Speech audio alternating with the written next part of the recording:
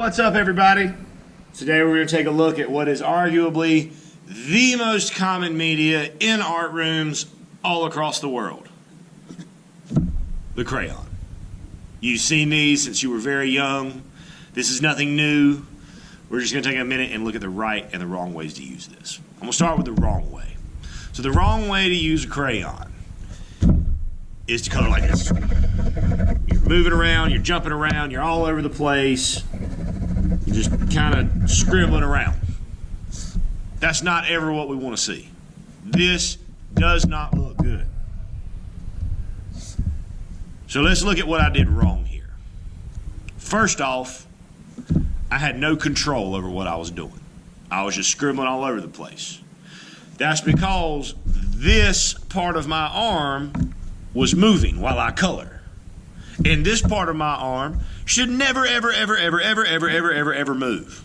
This stays still. The hand moves. The hand and the wrist and the fingers that hold the crayon, that's what moves. This is where our control over what we're doing comes from. So let's take a look at the right way. Watch, because this part of my arm's not going to be moving back and forth. Just my hand is. So I'm going to start with one shape at a time. I drew these lines, or you drew the lines on your paper, so let's take the time to color inside of those lines that we made. Let's make sure that we always color in the same direction, because when I was over here, I was going everywhere, all over the place. We want to make sure that if we're coloring this way, that we stay coloring that way. Always, always, always, we color in the same direction. We keep our arms still. We don't move that part of our arm. If you have a hard time keeping that part of your arm still, try this. Take your other hand and hold your arm down. Hold it down, press it to the table so you can't move it.